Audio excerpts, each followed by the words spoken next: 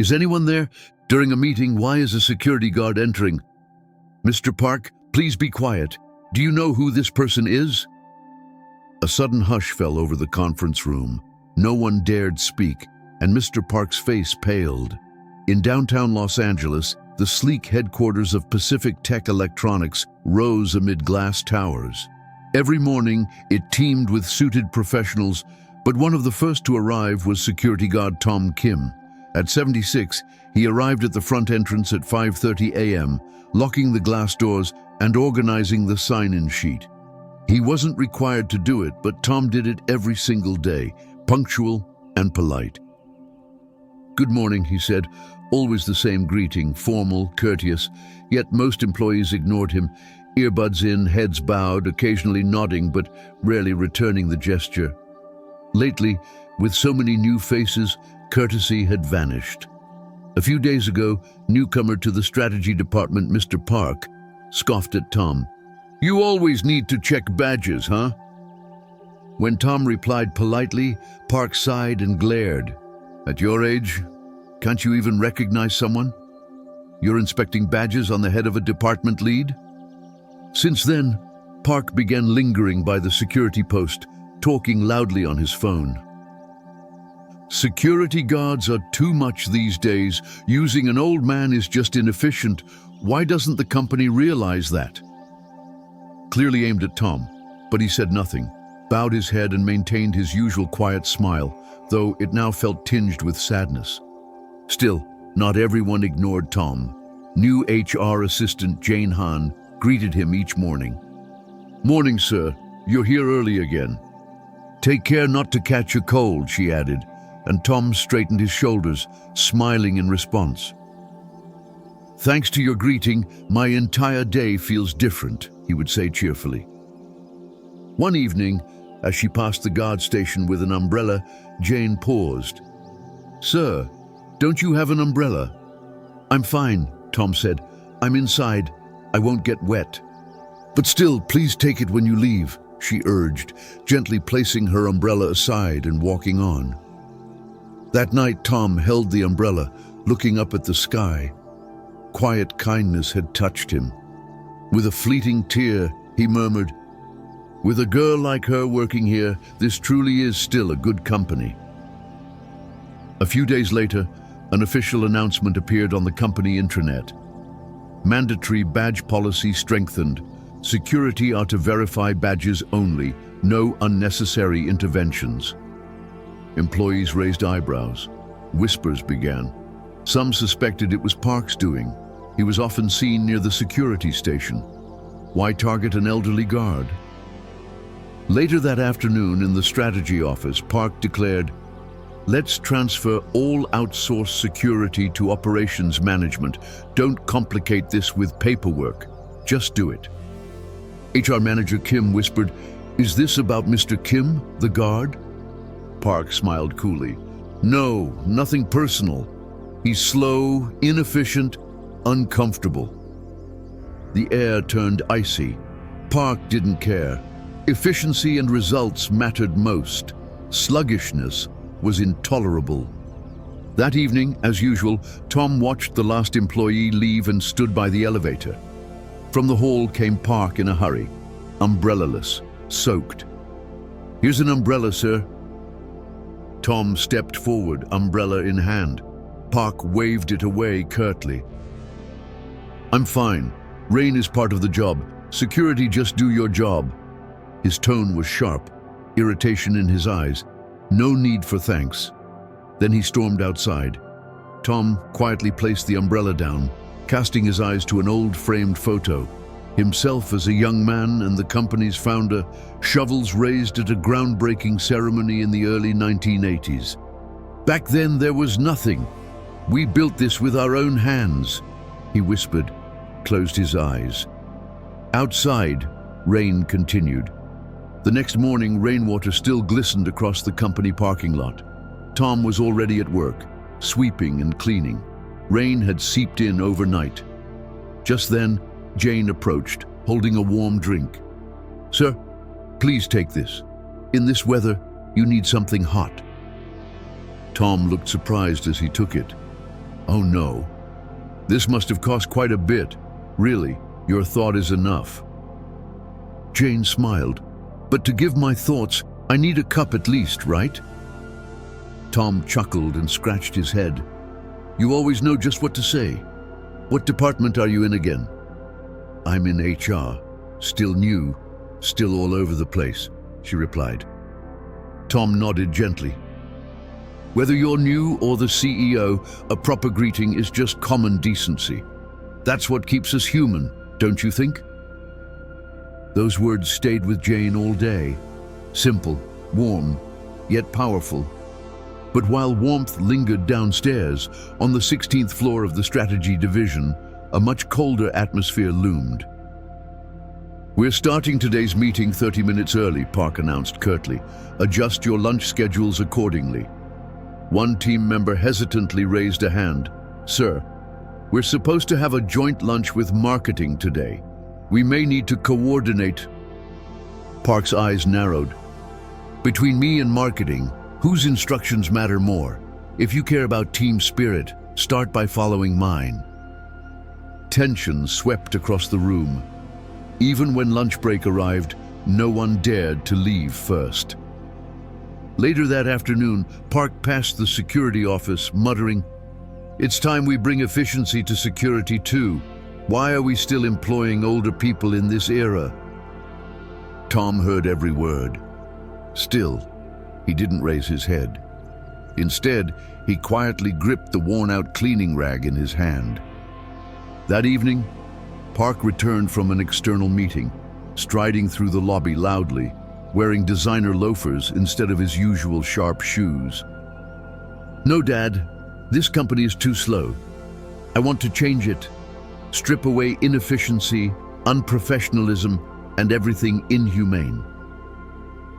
Only two people looked up at his voice, one receptionist and Tom, cleaning in the back. His face remained soft, but a flicker of sadness crossed his eyes. That night, Tom climbed to the building's rooftop. Company anniversary lights slowly rotated, installed in honor of the upcoming 30th year celebration. In one quiet corner, a plaque shone faintly. Founders, David Kim, co-founder, Thomas Kim. He stood in front of it and spoke softly to himself. "My son's running this company now, but the way he treats people, what is there left for me to protect?" No one heard him. But his words carried the weight of time, fatherhood, and silent duty. Days later, a new announcement hit the company bulletin. Workforce restructuring for efficiency, contracted services review. It mentioned reassessing janitorial and security contracts. Office workers skimmed past it. But Jane Han paused, heart sinking. She knew immediately that security staff changes likely meant Tom. At lunch, she headed quietly to the security office.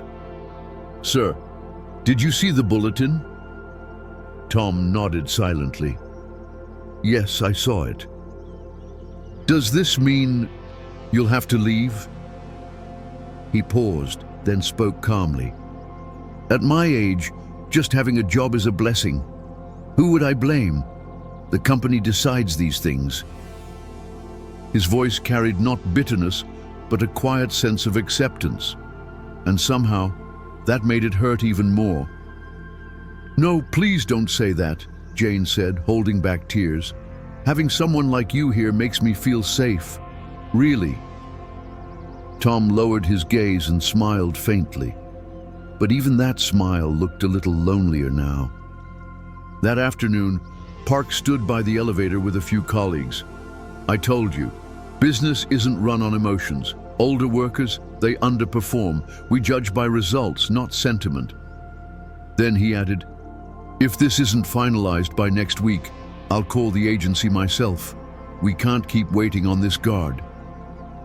As he spoke, Jane happened to pass nearby. She froze, fists clenched. That evening, she knocked on the office door of her supervisor, HR manager Gina Kim.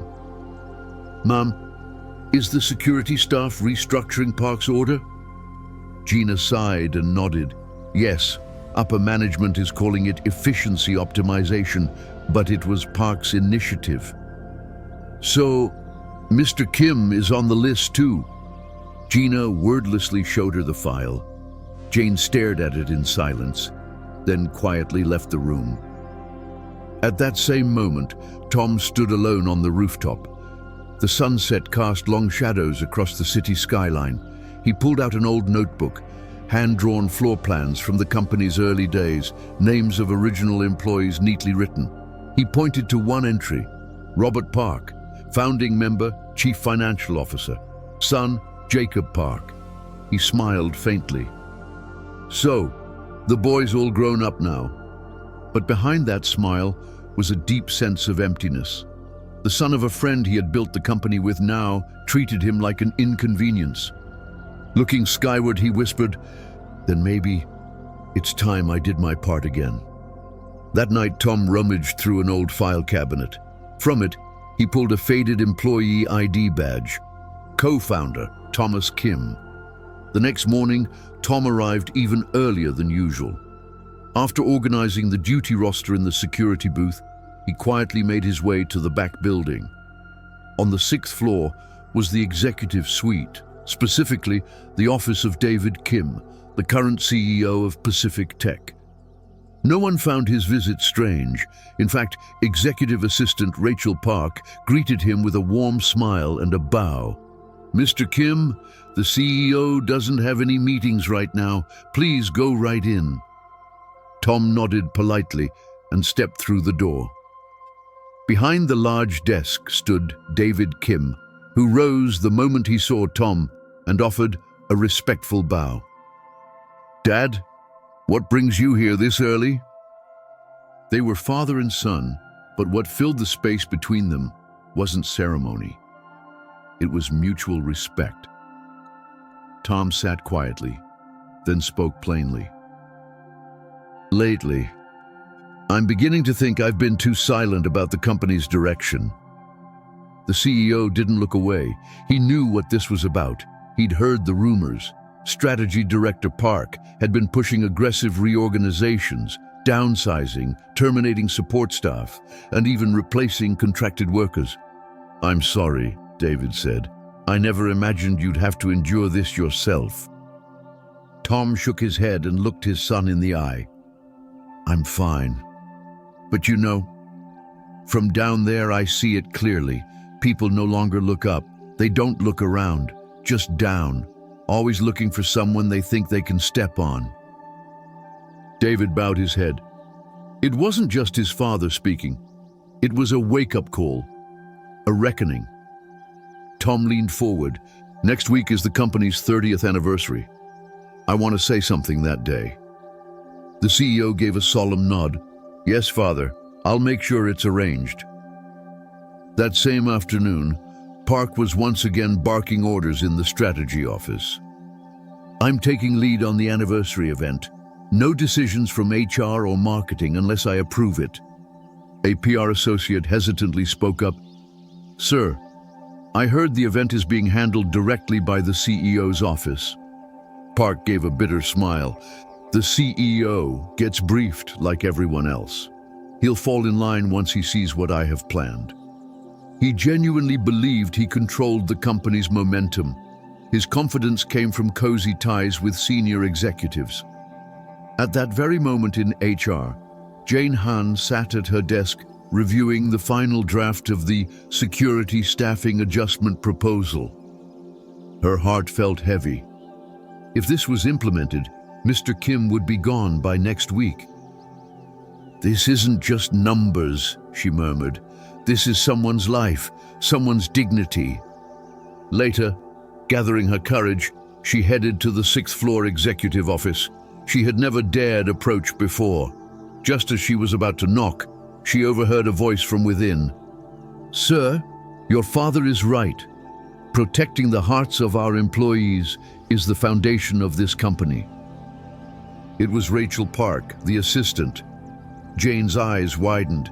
His father, the CEO's father. In that moment, everything clicked. The respectful tone, the quiet authority, the unwavering care Tom had shown. Jane turned around slowly, covering her mouth as tears welled up. She had made up her mind. For Mr. Kim, I know what I have to do now. The day of Pacific Tech's 30th anniversary arrived. The main auditorium on the first floor of headquarters was filled with employees and guests. A massive screen bore the company logo. Chairs were arranged on the stage for the CEO and executives. The host took the mic and officially opened the ceremony. Director Park entered the hall with a confident stride, a speech draft clutched in hand. He exchanged brief greetings, his expression calm and assured, convinced he was today's star. Taking a seat in the front row, he leaned toward his assistant. "I speak after the CEO, right?" The assistant nodded, but her eyes betrayed unease. Soon, David Kim, the CEO, stepped up to the podium. "Good afternoon, everyone. Today marks a very meaningful milestone, Pacific Tech's 30th year in business." The crowd applauded, and the CEO continued.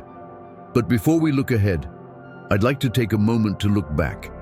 With someone who's been with us longer than anyone, I hope his story will help us remember the values we may have forgotten."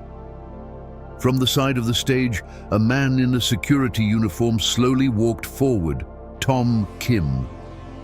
At first, many in the audience were puzzled, but when he reached the podium, David Kim bowed deeply. "This man is one of Pacific Tech's co-founders, and he's also my father. Please welcome Mr. Thomas Kim." A stunned silence fell over the room. Some employees gasped, others lowered their heads in embarrassment. None looked more shocked than Director Park. Half rising from his seat, he froze and clenched his lips. His eyes locked on Tom as he took the mic. "I'm Thomas Kim. When this company began, I laid the first brick with my own hands and helped mark the ground where this building now stands." He paused, scanning the crowd. "But I never told anyone that. I believed a title shouldn't define a person. That as we grew, we should never forget people come before positions." His voice was calm, but each word resonated through the hall.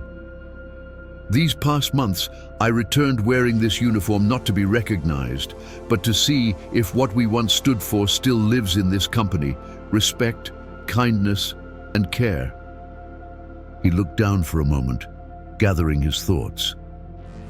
"What I found was colder than I'd hoped. Employees who no longer greet one another. Managers who call age a liability. A culture where control is prized over empathy." Park's head lowered with each sentence. The room's eyes had turned toward him. Tom continued, "Pacific Tech was never just about profits or products. We believed in people. That is the spirit we must reclaim today on our 30th anniversary." As he bowed his head, the hall erupted in applause, long, heartfelt. Some wiped their eyes, others stood up, clapping.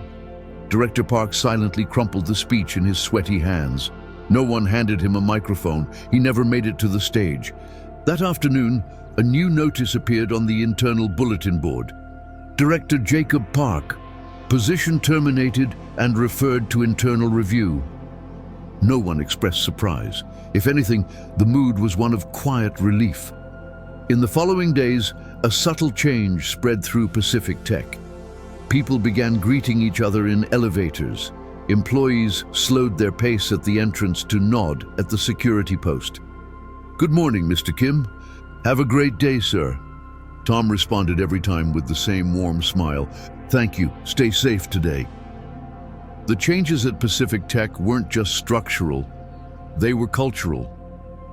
The CEO launched a new initiative under the banner of People First. This included respect-based leadership training, protections for contract workers, and expanded benefits for maintenance and security staff. At the heart of it all was a new advisory role, organizational culture consultant Thomas Kim. Tom had initially declined the title, saying he didn't need a position, but the CEO insisted sometimes a title helps others listen. So Tom accepted, reluctantly.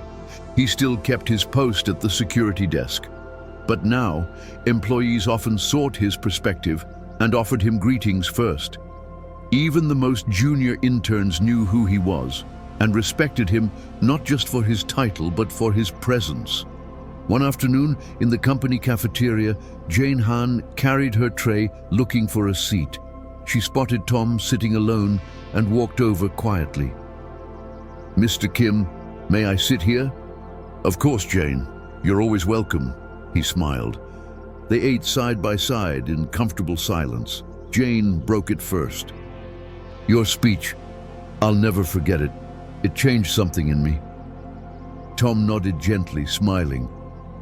"That day, I learned something too. This company still has warmth, and people like us, just ordinary people, can be someone's hope." Jane looked down, her voice soft. "Because of you, I realized I can help someone too." Tom placed his tray down and looked her in the eyes. Helping doesn't always mean being in charge. Sometimes the most important person is the one beside you, offering a hand. At that moment, a few nearby employees started clapping quietly. As Tom walked through the hallways, more and more people greeted him. Always, he returned the gesture with a smile. Later that day, new posters were placed around the building. By the elevators, a sign read, "Walk with respect." Outside each meeting room, another, "Listening is the first step." In the lobby, a small brass plaque was installed beneath the company's mission statement. It read, "Thomas Kim, a company for people." Jane saw it on her way out. She took a photo and set it as her phone background. As she walked, she made a promise to herself. "I want to be that kind of person for someone too." Outside, the spring breeze swayed the trees. Sunlight streamed in through the lobby's tall windows, wrapping the security booth in warmth. Inside, Tom closed his eyes gently and whispered, "This is the real beginning." We often judge people by their title or role, but sometimes the most extraordinary souls are quietly holding everything together, just like Thomas Kim at Pacific Tech. What he protected wasn't just the legacy of the company, but its very roots: trust, respect, and humanity. And even today, somewhere in a quiet corner of a company, someone like him is helping make the workplace a little more human. If this story moved you, consider subscribing and liking to share a little kindness with others. Your comments make a bigger impact than you know. Thank you for sharing your time. See you in the next story.